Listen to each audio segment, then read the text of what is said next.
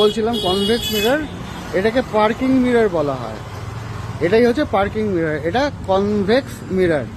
এই দেখ তোদের আঙ্কেলের চেহারাটা দেখ, চেহারাটা দেখ, একদম ভূতের মতো হাতির মতো চেহারা একটা। কিন্তু এই যে হাতির মতো বড় সড়ো চেহারাটা, এটা মিররে কিভাবে কিরকম দেখাচ্ছে, একদম পুরো ছোট, একদম পুরো ছোট্ট দেখাচ্ছে। মানে আমি যদি আমি অবজেক্ট আর এটা হচ্ছে ইমেজ, এটা হচ্ছে ইমেজ, তাহলে অবজেক্টের থেকে ইমেজ ছোট হচ্ছে। আরেকটা জিনিস দেখ, এই যে বাড়িটা আছে, এই বাড়িটা কত বড় বাড়ি, সেই বাড়িটাকে এই দেখ পুরো এই মিররে ঢুকে গেছে।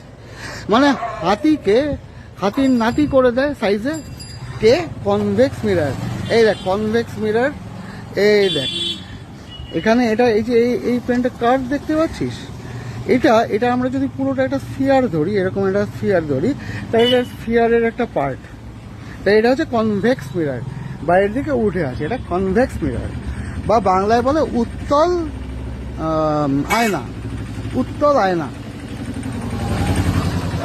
এই দেখ তোদের ভালো করে দেখাই, আর ইংরেজিতে আমরা পার্কিং মিররও বলে থাকি। এই পার্কিং মিররে যে কোনো বড় জিনিসকে ছোট দেখায়। এই কনভেক্স মিররের আরও একটা উদাহরণ হচ্ছে এই যে গাড়ির আয়না, রিয়ার ভিউ মিরর। এখানে দেখ, এখানে একটা জিনিস লেখা আছে, objects in the mirror are closer than they appear. Objects in the mirror are closer than they appear. এই যে বাড়িটা আছে অনেক কাছে, এই যে এই বাড়িটা অনেক কাছে আছে, কিন্তু সেটা আমাদের এখানে যেহেতু এটাকে ছোট করে দেখাচ্ছে, ইমেজটাকে যেহেতু ছোট করে দেখাচ্ছে, সেই জন্য ওটা অনেক ছোট দেখাচ্ছে, হ্যাঁ, মানে দূরে দেখাচ্ছে। তাহলে এটাও হচ্ছে কনভেক্স মিরর।